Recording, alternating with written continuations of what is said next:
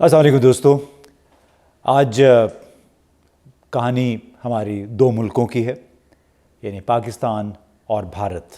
ترقی اور استحکام کی راہ پر گامزن بھارت، خود پیدا کردہ مسائل، خود فریبی اور اشرافیہ کے چنگل میں گھرا پاکستان، یعنی India Pakistan two contrasting journeys in the last 20 years. حقیقت سے انکار، قانون کی پامالی اور عوام کی تذلیل، آخر کب تک؟ یہ ہمارا آج کا موضوع ہے۔ اور یہ ذہن میں کیسے آیا کہ سابق ہائی کمشنر پاکستان میں تھے ٹی سی اے راگھون، انہوں نے ایک بڑی دلچسپ کتاب لکھی ہے پاکستان بھارت تعلقات پر، اور اس کا آپ ٹائٹل دیکھ رہے ہوں گے، دی پیپل نیکسٹ ڈور۔ اس میں بھارت اور پاکستان کے درمیان جو متضاد سیاسی اور اقتصادی سفر کے حوالے سے کچھ اظہار خیال کیا گیا ہے، اور واجپئی یعنی سابق وزیر اعظم اٹل بہاری واجپئی کی ایک تقریر کا بھی حوالہ ہے جو انہوں نے سن 2000 کے شروع میں کی تھی۔ اب ہم ایک موازنہ کر رہے ہیں دونوں ملکوں کا کہ پچھلے 20-22 برسوں میں دونوں ملکوں کا سفر کیسا رہا، اور میری آپ سے یہ درخواست ہے کہ آپ اس ویلاگ کو ذرا کھلے دل اور دماغ کے ساتھ دیکھیے۔ ہم اکثر انکار کی کیفیت میں رہے، ہمیں بڑوں نے جو بتایا اس پہ اعتبار کرتے رہے، اس کے لیے تعویلیں تلاش کرتے رہے، لیکن ہمیں میرا خیال ہے کہ اس وقت پاکستان کی جو صورتحال ہے، ضرور سوچنا چاہیے کہ ہماری پالیسیاں ہمیں کہاں پہ انہوں نے لا کھڑا کیا ہے۔ اگر آپ سوچیں کہ 1999 کا سال دونوں ملکوں کے لیے انتہائی کرب کا اور ٹینشن کا باعث بنا۔ سب سے پہلے فروری 1999 میں وزیر اعظم اٹل بہاری واجپئی ایک نئے مشن پر واہگہ کے ذریعے بس میں سوار ہو کے پاکستان آئے۔ مینار پاکستان پہ انہوں نے حاضری دی، اور یہ اس امر کا ایک لحاظ سے ریکگنیشن تھی یا اعادہ تھا کہ اب پاکستان بھی ایک حقیقت ہے۔ مگر 2-3 مہینے کے بعد ہی معلوم ہوا کہ کارگل کی پہاڑیوں پہ پاکستان کے عسکریت پسندوں نے قبضہ کر لیا۔ وہ پاکستان کے عسکریت پسند نہیں تھے، بلکہ جو کانفلکٹ جب شروع ہوا تو پتہ چلا کہ وہاں ناردرن لائٹ انفینٹری کے لوگ موجود تھے، سینکڑوں ہلاکتیں بھی ہوئی تھی۔ تو یہ ایک بہت بڑا دھچکا تھا جو پاکستان کے اعتماد کو لگا، یعنی پاکستان پہ جو اعتماد تھا بھارت میں تھوڑا بہت، اس سے یہ بہت تمام لوگ سخت غم و غصے میں آ گئے بھارت میں۔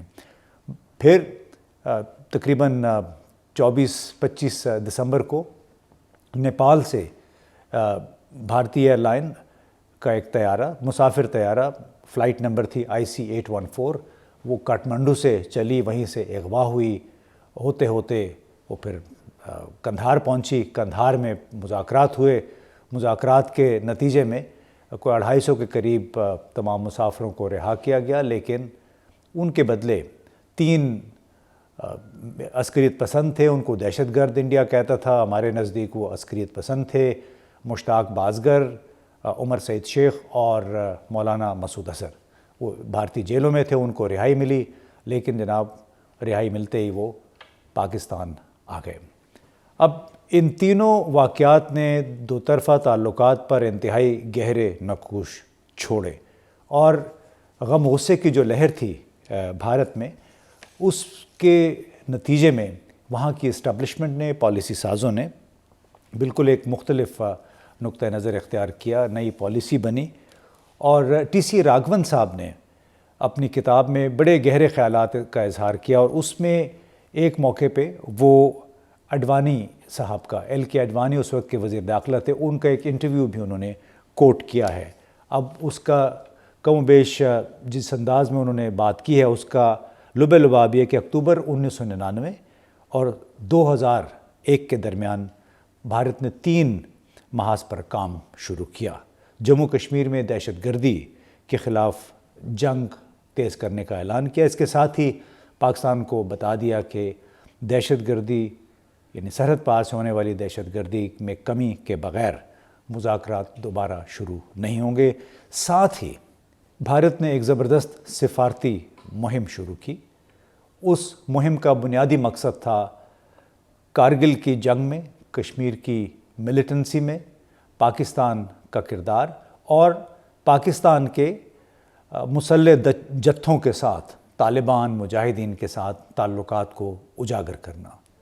یہ وہ پہلو تھا بھارت کی پالیسی کا جس کا خمیازہ ہم آج بھی بھگت رہے ہیں، یعنی دنیا بھر کو ایک سفارتی مختلف ذرائع سے اس کے لیے NGOs بھی بنائی گئیں، اس کے لیے تھنک ٹینکس کو بھی سپورٹ کیا گیا، اور جگہ جگہ جہاں جہاں ممکن تھا باقاعدہ ایک مہم کے ذریعے پاکستان کے اس کردار کو، پاکستان کو منفی انداز میں پیش کرنے کی بھرپور کوشش کی گئی۔ اس کے ساتھ ساتھ جس وقت قندھار سے رہا ہونے والے مسافر دلی پہنچے، اسی وقت اٹل بہاری واجپئی صاحب نے قوم سے خطاب بھی کیا۔ اس خطاب میں انہوں نے کہا کہ بھارت کو بہت سارے چیلنجز درپیش ہیں، ان میں ایک دہشت گردی بھی ہے، اس پہ بھی ہم قابو پا لیں گے، لیکن ساتھ میں انہوں نے ایک عزم کا اظہار کیا۔ انہوں نے کہا کہ ہم نے بھارت کو ترقی دینی ہے، بھارت کو ترقی کے نئے منزل کی طرف رواں کرنا ہے۔ یہ وہ ایک عزم تھا جس کا اظہار انہوں نے اس دن کیا جب ان دہشت گردوں کے ساتھ، جن کو یعنی بھارتی حکومت دہشت گرد کہتی تھی، افغان طالبان سمجھوتے پہ مجبور ہو کے وزیر خارجہ جسونت سنگھ نے قندھار ایئرپورٹ پہ کہا تھا کہ ہم دہشت گردوں کے ساتھ کبھی سمجھوتا نہیں کریں گے، لیکن حقیقت یہ تھی کہ انہوں نے سمجھوتا کر کے اپنے مسافروں کو رہائی دلائی تھی۔ تو اس تمام ایک قومی ایک ہزیمت تھی، انسلٹ تھی بھارت کے لیے۔ اس کو ایسے ہی انہوں نے دیکھا کہ انہوں نے پاکستان نے ہمارے ساتھ بہت زیادتی کی، کیونکہ یہ تینوں لوگ مشتاق بازگر، عمر سعید شیخ اور مولانا مسعود اظہر رہائی کے بعد پاکستان پہنچے۔ تو اب اس کے بعد دیکھیے کہ دونوں ملکوں کا سفر کیسا چلا۔ ایک طرف بھارت نے عزم کا اظہار کہ ہم ترقی کریں گے، ساتھ ہی جنوری میں امریکہ اور بھارت کا اسٹریٹجک ڈائلاگ شروع ہوا۔ مارچ 2000 میں امریکی صدر کلنٹن بھارت کے 5 روزہ دورے پہ پہنچے۔ جگہ جگہ ان کا پرتپاک استقبال ہوا اور انہوں نے بھارت کے ساتھ دوستی کی اور تعلقات کے ایک نئے چیپٹر کی بنیاد رکھی۔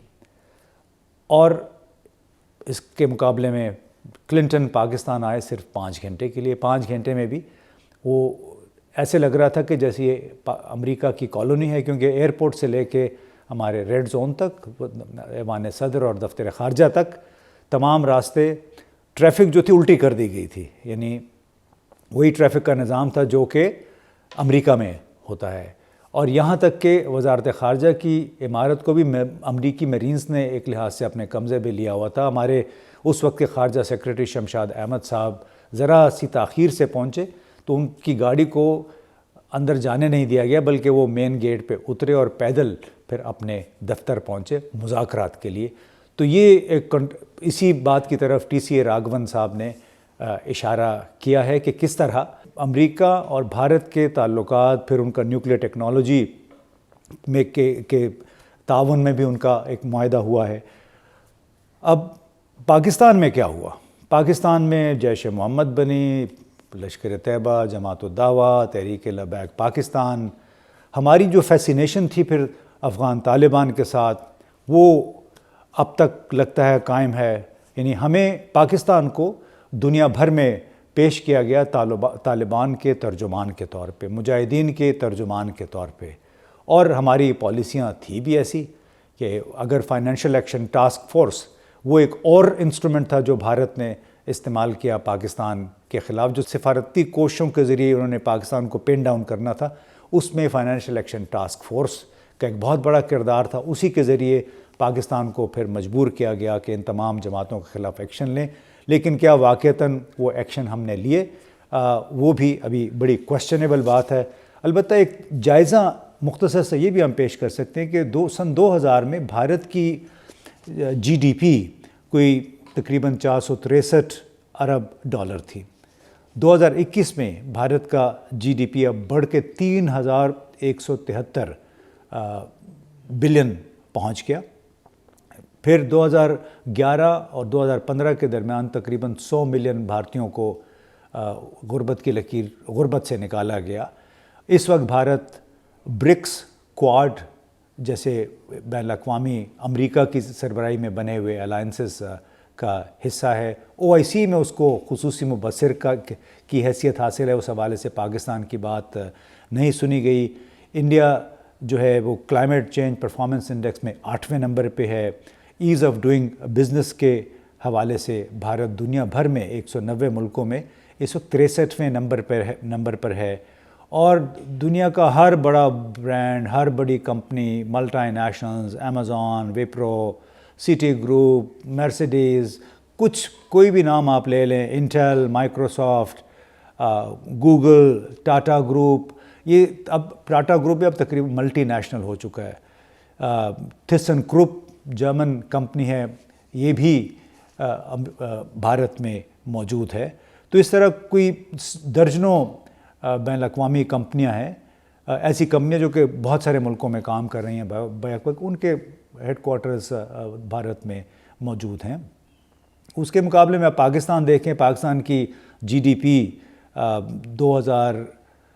سن 2000 میں تقریباً 82 ارب ڈالر تھی، اور 2021-22 میں ہے کہ تقریباً 350 ارب ڈالر کے برابر۔ اندازہ لگائیے بھارت کے GDP میں تقریباً 9 گنا اضافہ ہوا 20 سال میں، ہماری GDP میں مشکل سے 4 گنا اضافہ ہوا ہے، کیونکہ ہماری توجہ کہیں اور تھی۔ ہماری توجہ لشکروں پہ، جیش پہ، طالبان پہ تھی۔ ہماری توجہ سابق وزیر اعظم عمران خان اور ان کے جو قریبی ساتھی ہیں اعظم سواتی اور ڈاکٹر شہباز گل، ان کے خلاف غداری، دہشت گردی اور توہین عدالت کے مقدمات، ان کو بدنام کرنا، توشہ خانہ، یعنی ہمارا ایک ریورس گیئر میں پاکستان چل رہا ہے۔ اور اسی حوالے سے اگر آپ دیکھیں کہ ایز آف ڈوئنگ بزنس میں ابھی بھی ہمارا ملک مشکل سے 190 میں سے 108ویں نمبر پہ ہے، اور وہ بھی اس وجہ سے کہ PTI کی حکومت میں کوئی 26 پوائنٹس کی امپروومنٹ ہوئی تھی۔ جب ہارون شریف صاحب بورڈ آف انویسٹمنٹ کے چیئرمین تھے تو انہوں نے کچھ تبدیلی لانے کی کوشش کی۔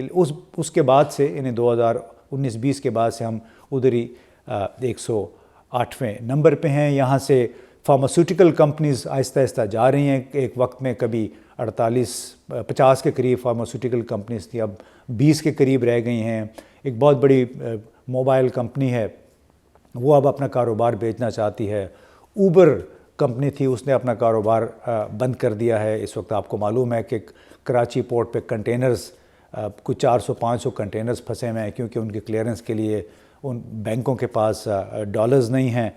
تو ایک بڑی ہی تشویشناک صورتحال ہے۔ ایک طرف آپ دیکھیں کہ بھارت میں جس انداز میں ترقی ہوئی ہے، اس وقت آرٹیفیشل انٹیلیجنس کو اگر آپ دیکھ لیں کہ وہاں پہ تقریباً 500 ادارے ہیں آرٹیفیشل انٹیلیجنس کے پرووائڈر اور وہ استعمال کرنے والے، یعنی وہ ایک بالکل نئی جہت ملی ہے بھارتی اکانومی کو، اور کوئی 5ویں بڑی دنیا کی اکانومی بن گئی ہے۔ اور ہم آج بھی سسک رہے ہیں۔ G20 کا اگلا اجلاس نئی دلی میں ہونا ہے بھارت کی سربراہی میں، یعنی جو ٹاپ کے 20 ممالک ہیں ترقی یافتہ، اس میں بھارت کا شمار ہے، چونکہ 5ویں نمبر کی اکانومی ہے، اور ان کا وہ براہ راست مقابلہ جو ہو رہا ہے وہ چین کے ساتھ ہے۔ وہ سمجھتے ہیں کہ چین ہمارا کمپیٹیٹر ہے۔ اسی طرح اس میں global innovation index of Wipro, اور اس میں کوئی 40واں رینک ہے بھارت کا۔ اور یہ اس کے ساتھ ساتھ یہ بھی ہے کہ جو آرٹیفیشل انٹیلیجنس کی مارکیٹ ہے آئندہ 1-2 سال کے دوران کوئی 7 ارب ڈالر سے بھی کراس کر جائے گی۔ تو یہ جناب مختصر سی ایک کہانی ہے پاکستان اور بھارت کے سفر کی، کہ بھارت نے کہ وزیر اعظم، اس وقت کے وزیر اعظم نے اس عزم کا اظہار کیا کہ ہم ترقی پہ توجہ مرکوز کریں گے، باقی چیلنجز بھی ہیں لیکن ہم نے بھارت کو انڈسٹریلائز کرنا ہے، اس کو ترقی دینی ہے۔ اور آپ دیکھیے وہ کہاں پہنچ گئے۔ ہم کسی اور چکر میں پڑ گئے، خود فریبی کا شکار رہے، فضول کی تعویلیں تلاش کرتے رہے، اور اس کا نتیجہ یہ نکلا کہ پاکستان آج بھی پاکستان کی بات پہ کوئی اعتبار نہیں کرتا۔ انڈیا نے اتنا زیادہ ایک جال پھیلا دیا ہے، ہم پاکستان کا امیج اتنا نگیٹو کر دیا ہے، اور ظاہر ہے جب پاکستان کے اندر کے سیاسی حالات آج کل جس انداز سے جا رہے ہیں، جس انداز میں پاکستان نے امریکہ کی درخواست پہ طالبان کے ساتھ مذاکرات کا سلسلہ شروع کروایا، یہ ساری باتیں تھیں جو کہ ان دا لانگ رن پاکستان کے خلاف گئی ہیں، اور نتیجہ یہ کہ آج ہماری سیاسی جماعتیں باہم دست و گریبان ہیں، جبکہ ہم 1 ارب ڈالر کے لیے IMF کی منتیں کر رہے ہیں، اپنے دوست ممالک کے منتیں ترلے کر رہے ہیں کہ ہمیں کوئی پیسے دے دیں، کیونکہ ہمارے پاس اس وقت فارن ایکسچینج کا بھی بڑا شدید کرائسس ہو چکا ہے۔ تو امید ہے کہ آپ اس پہ تھوڑا سا غور کریں گے کہ گزشتہ 20-22 برسوں کے دوران پاکستان اور بھارت نے کس سمت میں سفر کیا، بھارت کہاں پہنچ گیا ہے اور پاکستان کہاں کھڑا ہے۔